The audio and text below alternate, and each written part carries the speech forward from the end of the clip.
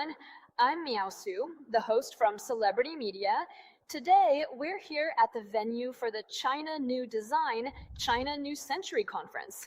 The first guest I'm going to interview today is Miss Jessica. Hello, everyone. I'm Jessica from Pechoin. Actually, I graduated from NYU and have been working in marketing for 12 years. I've always been in the beauty industry. From international brands to Chinese brands, I've made that transition, but I also hope to bring elements of Eastern culture to the world. All right, let me follow up on what you just said. You've been deeply involved in Chinese beauty brands. In your opinion, how can Chinese design go global and reach the international stage? Yeah. I think Chinese design really shouldn't just imitate Western designs. It must have its own personality and express its own DNA.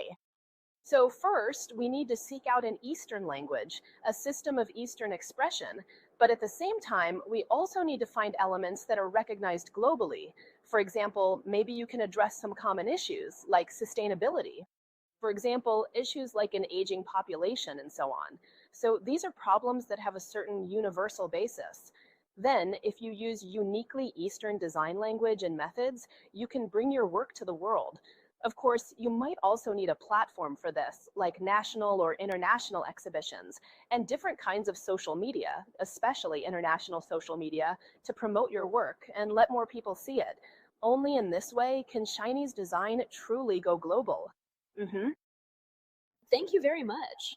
So, besides what you just mentioned, what other abilities do you think contemporary young designers need to have? Actually, I think we are living in a time of tremendous change. So there are impacts from things like AI and also a lot of technological disruptions. So in this era, what young designers need most is a strong sense of aesthetics. So they need to have a very strong sense of aesthetics and appreciation. Secondly, they also need to have empathy because AI might be cold and emotionless, but humans have a lot of foresight and cultural depth. So designers actually need even more of that. I think warmth and empathy are qualities that young designers should have. And as I just mentioned, young designers really need to have foresight because that's something AI can't predict.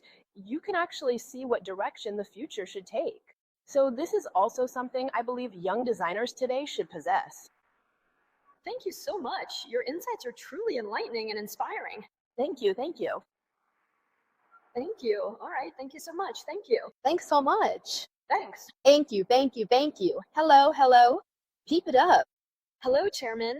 I'm a journalist from Celebrity Media and also a public welfare ambassador for ISPS. I'm truly honored and grateful for your participation today. Welcome. Welcome. So, for today's event, Yeah? the Hidden China Design exhibition is really refreshing and truly impressive. Thank you. Today, I'd like to do a special interview with you because I think you're our curator and also our main host.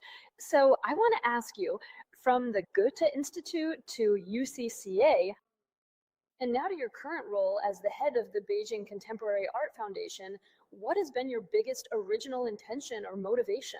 Well, when I was studying in Germany, I was in Berlin, so I became very interested in Berlin's urban culture, especially how their public culture nourishes education and fosters individuality.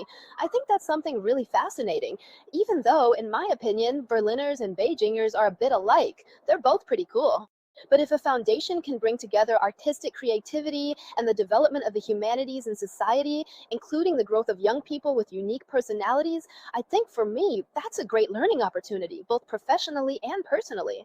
After all, I have a daughter myself. She's 15 years old. So now, what I care about most is related to education, how to create a healthy educational environment where creativity isn't stifled and everyone can fully express their individuality. I think this is actually the original intention behind our foundation's international cultural exchange projects in 20 countries. Thank you so much. Regarding China's new design, what advice do you have for the new generation of designers in China as they look to the future? Well, what I've noticed is that in the 4 or 5 years since the pandemic, everyone has faced a lot of challenges and crises, both in terms of survival and mentally. If art and design can be more closely connected to things that truly move people's hearts, only then is it possible to have a fresher, more vibrant community, rather than being stuck in a stagnant industry. So, what I really hope is that young designers can engage more internationally, collaborate more, and even come to the US or Europe to explore new and exciting things. They should build networks of social topics and collaborators instead of just shutting themselves away in their own studios, working behind closed doors. So, what I hope even more is that young people will have the courage to introduce themselves and boldly try things they think are impossible. Mhm. AI is really popular right now, and I feel like I'm also deeply influenced by it.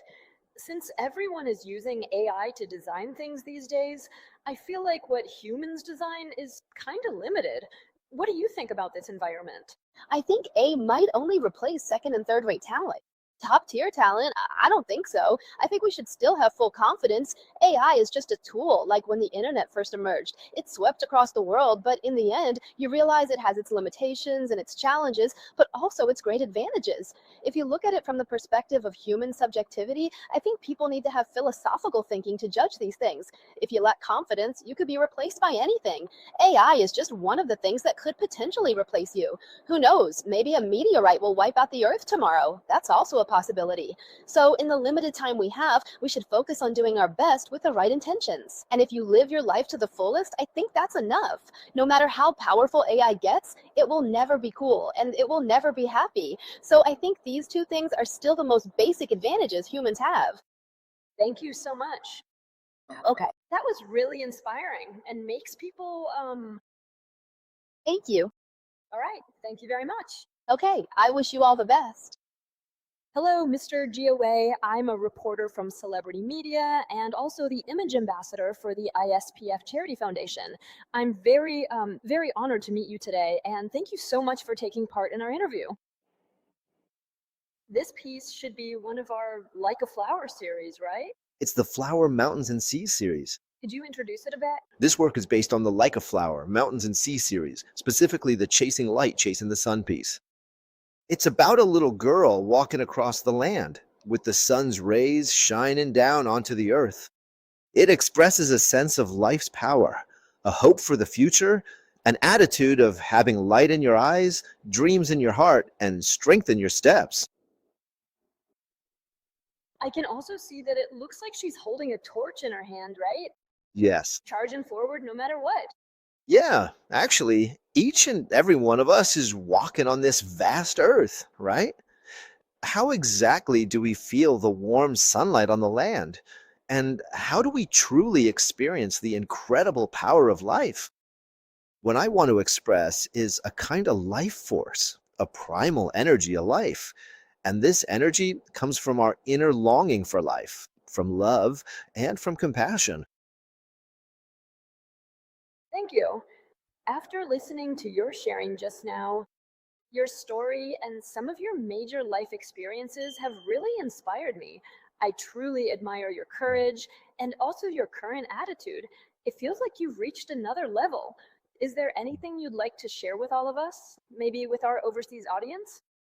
Coming to the United States this time, to New York, to hold my solo art and design exhibition. Actually, what I want to convey is a kind of Eastern spirit, a spirit of nirvana and rebirth, a logic of reconstructing life, because everyone may encounter their own darkest moments in life, or of certain experiences in life. Pain. But when we face pain and our darkest moments, there is actually a light that comes from within us, a light that comes from our own love for life and for ourselves. If we can find that light, we can go on to love more people. All love begins with loving yourself. So actually, I brought many of my artistic creations and commercial works from over the years, and even our latest release, a bottle of red wine, to the United States, to New York. To share with the whole world. Yes, exactly. So, regarding your journey of success, then failure, and then success again, what has been supporting you through it all? I think it's really not easy. Joy. Is it an optimistic and open minded attitude, or is it your outlook on life? I think everyone may have their moments in the spotlight and also their darkest times. Everyone will experience the joys and sorrows, the ups and downs of life. What matters most is acceptance, The most important thing is to accept everything that life gives us. With everything, in the process of acceptance, we have to be brave enough to let go of some painful things, and brave enough to let go of things we gained yesterday. When we can accept all the gifts that life gives us, and at the same time let go of so-called fame and fortune, and, well, so-called virtue, when we can let go of our gains and losses, that's when we can truly rediscover that sense of life, the strength, and a new beginning for life. I think we shouldn't be afraid to start over. For example, I spent 30 years doing design, and then I started doing art. Actually, for many people, this is a kind of new beginning. But this kind of new beginning, in itself, is a kind of a reconstruction of life. A kind of life. The girl I painted here is a reconstructed version of myself. Huh, I'm a man, but I reconstructed a girl's appearance. Yeah. Thanks. As they say, the best time to plant a tree was 10 years ago. The best time is now. Thank you so much. We should never have that kind of fear of starting over or the fear to find the courage to start now. Thank you so much. Hello. Thank you. Thank you. Thank you. 所谓的战争的力量去相互的威胁、相互的残杀、相互的占领，再往后面就出现了这一轮的重要的也是全球的贸易竞争。我觉得贸易竞争好像或者是去势力，或者是去一种生命的相互。同一个地球、同一个梦想这样的一个地球村的概念。